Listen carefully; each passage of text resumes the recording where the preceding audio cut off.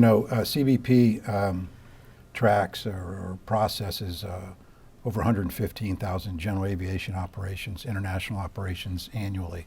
So that's pretty significant. And, GA pilots are really, some of the most law-abiding citizens in the country. And, we have had a cross-border initiative and working with our team, have moved out on a couple of those, I think, of synergies that have worked that we want to do in terms of streamlining the process and really making that cross-border experience for the general aviation pilot something that is smooth or smoother. So let's talk a little bit about that, and let's really start with one of the programs that you have going on up in Minnesota, where you started the Rome mobile effort. And talk about that and where we are. We have one in Crane Lake and Ely, Minnesota, and let's tell our audience what that program does. Sure. So before I begin, I just want to thank you, Mr. Coon, for your partnership and collaboration.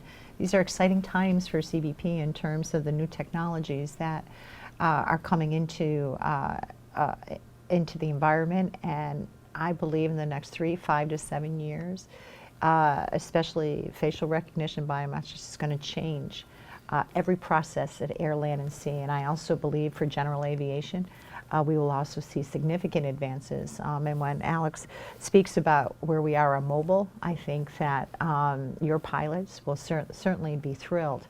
One of our innovations was Rome, as you talked about, and our focus there was for remote, really for small boats. How do we process at very remote locations small boats? And then we also realized that we had the potential to also process remotely seaplanes in that particular area of Minnesota. We developed it as a remote application, and it's very similar to almost like a FaceTime kind of application where they actually talk to us. It's gone really over wonderfully. Right now, we're still evaluating future locations for small boats, and we're not quite yet there for general aviation, but I envision that our mobile platform that I'm going to let Alex talk about right now will bring exciting news to your pilots as well. Alex, you want to talk about the mobile primary? Sure. And just to touch on Rome, again, that was designed for bringing compliance up in a group of travelers, people arriving on small vessels that in the past could have just come on land. And we wanted to make a very simple process for them to give us their data and say, hey, I'm here. And that's what Rome was meant to Alex, achieve. Can we talk about that process? What specifically is Rome? How does it work in a practical application? What would a pilot have to do if he's using Rome? Sure. Well, a seaplane pilot, yeah, at one of the sanctioned locations. Again, it's a very nuanced as far as seaplanes goes to that upper location in Minnesota, where just based on the location it works is really they just input their administrative information, their name, DOB, document number, provide that to CBP. We can geolocate that to make sure that they are in fact entering the U.S. We can have a face-to-face conversation, because in the past it would be all on the CBP officer to input all the administrative information manually, and now we can actually kind of put that burden to some degree on the travelers, because they'll have all their document information. They can submit it to us, have a one-on-one conversation with the CBP officer using Rome, which can be downloaded from the Google Play Store, and it's really that simple. In the back end, the officer can run all their checks and just go ahead and greenlight their arrival.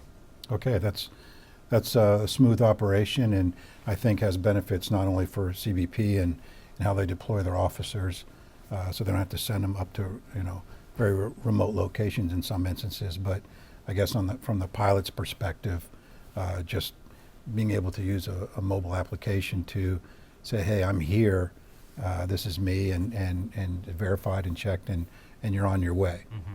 So that's great, and hopefully we'll see that at seaplane bases more and more especially across the northern border. That would be great. So that's been in practice now in Crane Lake and Eli for About a year? About I a year wanna now? say about a year, right? About a roughly. year. Okay. Right. So do you go through an evaluation process for that, or?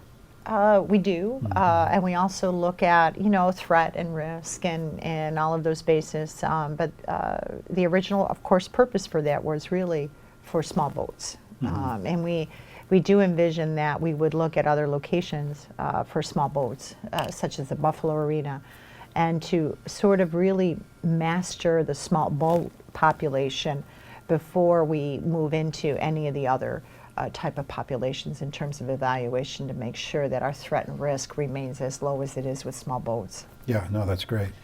One of the other applications specifically for general aviation that CBP has been so innovative on is what is called mobile primary. Yeah, it's exciting. So like a planeside check. So let's talk about that. Let's talk about mobile primary and where that is and what the status of that is. And do you see that growing as well, or where are we with mobile primary? So I'll just sort of set this up strategically, and then Alex, I'll let you sort of go into the details of mobile primary. We needed to move to a mobile platform across the nation. Our work is in varied locations and varied environments, from congestion to remote. We knew that we had to sometimes respond to the work and bring the tools necessary to do that work.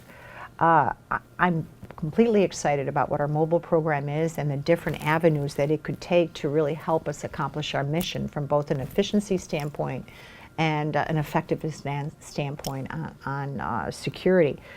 So mobile primary is one of those tools that we developed for a primary inspection that an officer can use. And then eventually we're going to be moving that to just the phase. But I'll have Alex go into the details, because I believe for your general aviation pilots, this is planeside. This is really going to be a secure, very efficient process for the pilots. Yeah, and thank you. So really, quite visionary from CBP leadership is we don't need to be working in fixed location and having the travelers come to us. General aviation, that is a great example where a lot of times flights will come in, and if we don't have a fixed location, an officer has to show up with a piece of paper and say, oh, that looks okay. Well, that is easy for the traveler, but from a CBP side, really, it'd be nice to have a little bit more security so that we could have all the information that an officer would normally have access to when they're working from a workstation, but put that in the palm of their hands. Couple that with, if you go to a general aviation location where maybe you have to get into a shuttle and drive 15 minutes to get processed, where's the benefit for that? So with mobile primary, it's really quite as simple as, this is actually one of the exact same phones that we would deploy to an officer. The application is on a smartphone. They can enter the biographic information, and with a U.S. citizen, it's really as simple just hitting confirm, and it processes them and confirms their arrival planeside. And they can do that in as little as 15 seconds. Yeah, no, that's amazing. Right. Technology is such a great thing, isn't it? And, especially with, an agency like CBP, where there are 59,000 employees, and a significant budget, but nonetheless, every efficiency that can be made, and even on the application for the user, is in creating those efficiencies is just so key. So that's really awesome. So this mobile primary, is this being used at all your ports of entry today, or where are we with mobile primary? Sure, and if you don't mind, I'll field that one as well, because I've been out training on it. So I'm the guy. Yeah, you got them working. Yes. And happy to do so. So it's great that we were able to have this talk now, because we are just ramping up. We just had a conference 2 weeks ago where we brought in field leadership, CBP from across the country, and say, hey, this is mobile primary, this is where we're going. So we're getting in the front end here with your stakeholders. And we are going to go on a very strategic deployment schedule over the next 6 months and try to touch as many general aviation locations across the country and put this technology in our officers' hands. Because really, if you work at a commercial airport, yes, we're always going to funnel our travelers to the FIS where we have structured workstations. But then when you start getting out into the more remote locations, those are the places that really need our mobile assistance. So they're very much being targeted for the next 6 months, that we're going to go to all of our field offices and make sure that all of our officers who have a need to use mobile, especially at those general aviation locations, are going to get training, and we're going to deploy this technology. So it's going to take a little bit of time, about 6 months, before we can really canvass the entire CBP universe on the domestic side here in the United States. But hopefully at that point, if you come into any general aviation location, an officer will be able to greet you planeside and process you using one of our mobile applications. When it's fully deployed. Across the Yeah, nation, no, that's awesome. So how many international ports of entry are there? 328, I believe. 328. Sounds about right. Yeah, okay. Wow. So that's a lot. That's, and it's such Air, a- land, and sea, of course. Air, Right, land, sure, sea. and just such a huge Yeah. geography there with all those, and so again, Yeah. technology to the rescue. So that's great. You know, we're really excited about that. You know, it comes in with our primary focus of you know, making the cross-border experience so much nicer. So really good. You know. And so the mobile primary application for GA, that's great. We just got an update on where that is and where that's going to be. Colleen, can you talk about what CBP has done on the commercial side with respect to a similar facial recognition program? Sure. As you know, we really believe that facial recognition will be a transformative agent for us in the next 3, 5 to 7 years. We actually believe that you won't recognize current processing as we know it. That's how transformative we think this is. It was really just about sort of reimagining how we use our data and really going to certain like smaller data sets.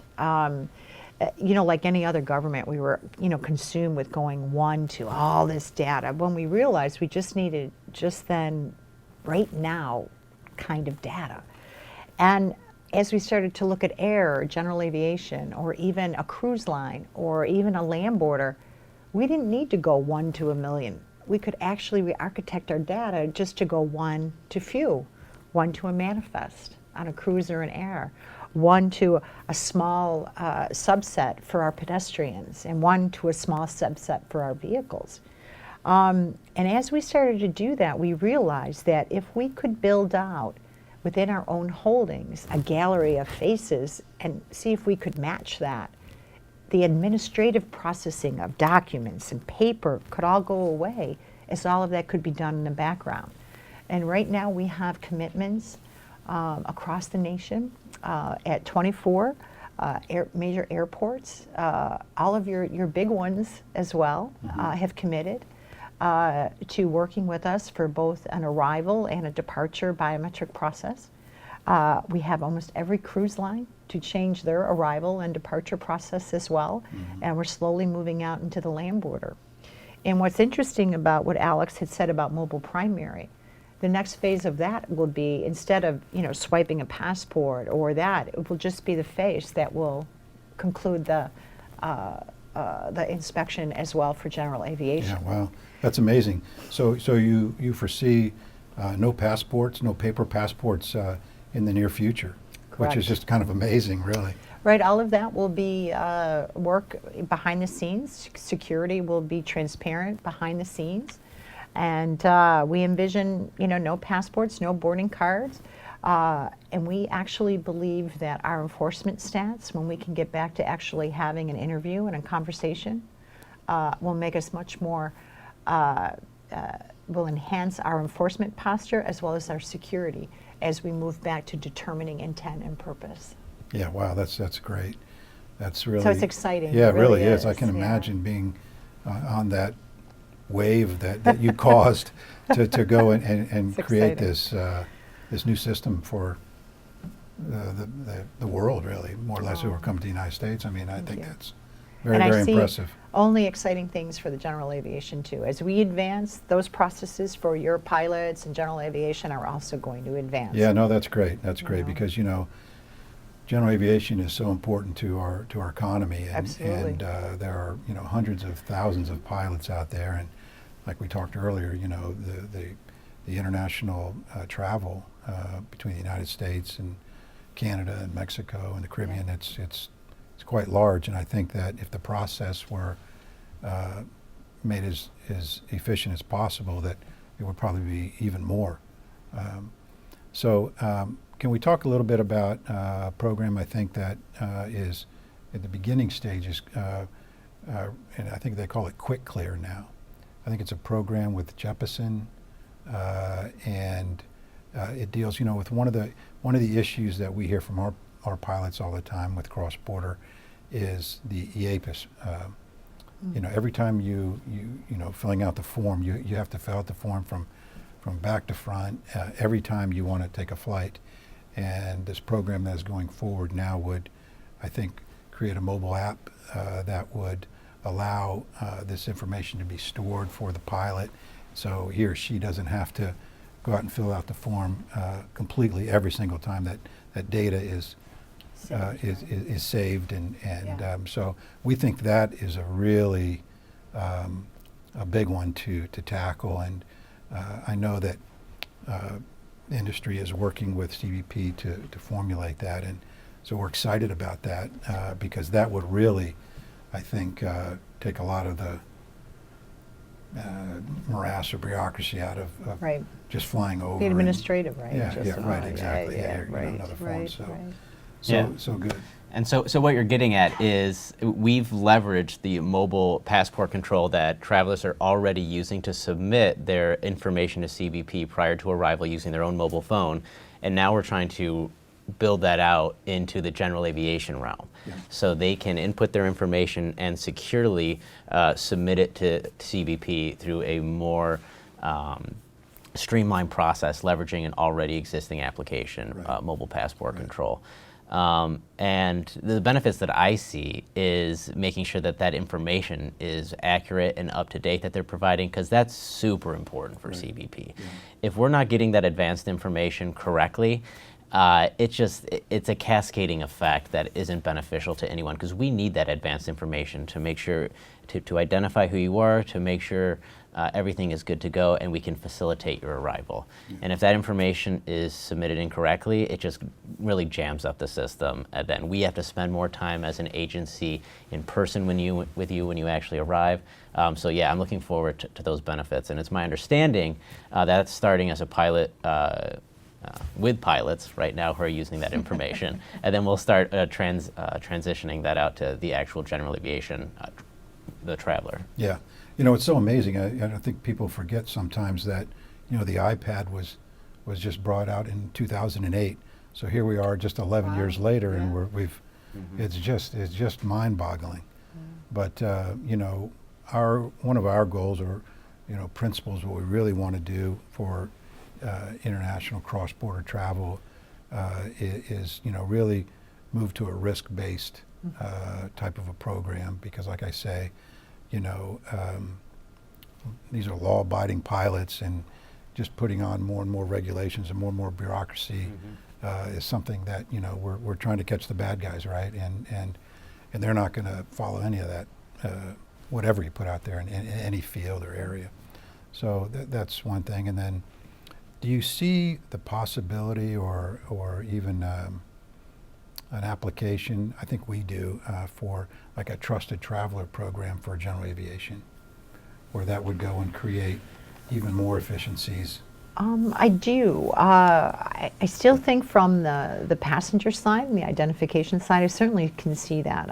I still think that we still have to figure out the other requirements of an arriving aircraft, that they have to be checked, with the non-intrusive technology. I believe from a passenger side, we can get there. We still have to figure out how they're going to meet the other requirements of the inspection for the aircraft. Gotcha. Do you know what I mean by I that? know exactly what you mean, and The RIN assessment. and so but I think it's something that we can. It's something to move towards, and Agree. and maybe technology will get us there, but And if I may, Sure. and one of the benefits, obviously it's not a dedicated program that we have for general aviation, but if an officer is doing a remote inspection with our mobile application and you are a trusted traveler, I mean, that is very much a mitigating factor when it comes to the in-person assessment that you're going to have. Yeah. If we can see, based on our initial query, using our mobile application, that you are enrolled in Global Entry or Nexus or Century or one of those trusted traveler programs, that's going to bode very well for an expedited entry. So while we aren't having a dedicated program for trusted travelers for general aviations currently, I mean, from a larger perspective, that does go to facilitating any traveler's arrival. Yeah. No, that's great. And, I just want to say thank you again so very much. I am so proud of the relationship that AOPA and CBP have fostered, and on behalf of Mark Baker, our president, and, our 320,000 members, we really, really appreciate the service that you guys perform to our nation. It's just so important. And we look forward to continuing to work with you. So thank you very much. Oh, and thank you for your partnership and collaboration. Thanks. Thank you. Thank you.